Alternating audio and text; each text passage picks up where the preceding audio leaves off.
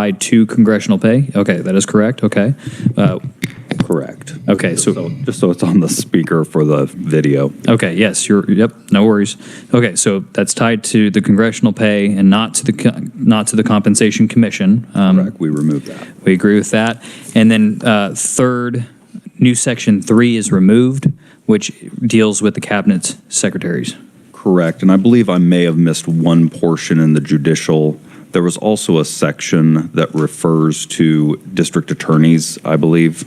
So after further consultation with the judicial branch, there is some language in there regarding that, but that is current statute. Okay. And so we would leave that. Yes, there was a misinterpretation on our behalf because when we read the initial bill of Senate Bill 152, it was all black, which made it look like it was all brand new, but it was not. And so there was some current existing language that was already there. But with the current, I will open honesty, transparency. After researching that issue, this would apply to 4 district attorneys, and they are changing the reference for that section to match the section that we have in here. So it would alter their pay by about roughly $20,000 for those 4 district attorneys. Okay. We're comfortable with that if that's an accepted position. I think are the 4 district attorneys are in the largest counties? Yes. I'm getting a head nod from maybe 5. Yeah. 5, yeah. Okay. Okay, any other questions?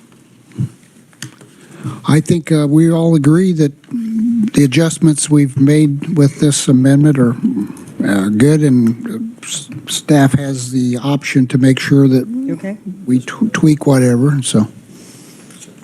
I noticed a fiscal note. A fiscal note? Representative Carpenter, I mean. Ooh, Mr. Chair. Carpenter. That hurts. Yeah. You know why I had we're gonna have to walk away now. I would too. You know what? I've had him on my mind all day because Okay. I think there's a bill that went through your place, through the House a little earlier that he'd killed last time. Okay.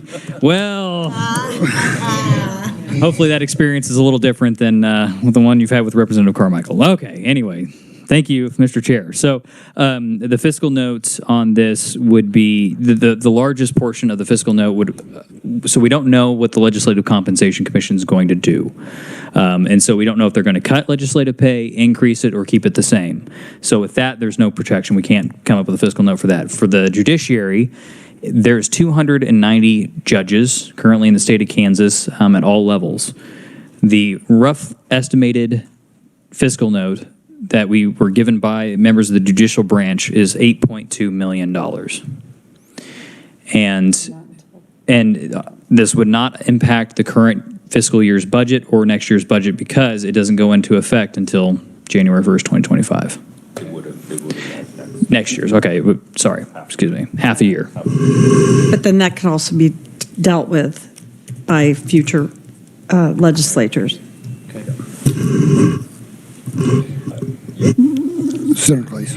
Yeah, and I would just put a finer point on that too, that all of this is subject to appropriation. There is language in here that says at the outset, subject to appropriation. So there's always the ability of the legislature to act. So I think we maybe have an agreement. We all good? We have an agreement. We also agree that they will use the reviser's judgment to make sure it's all correct. Okay. Any other questions? Seeing none, All right. thank you. Thank you, gentlemen. And lady. Great news.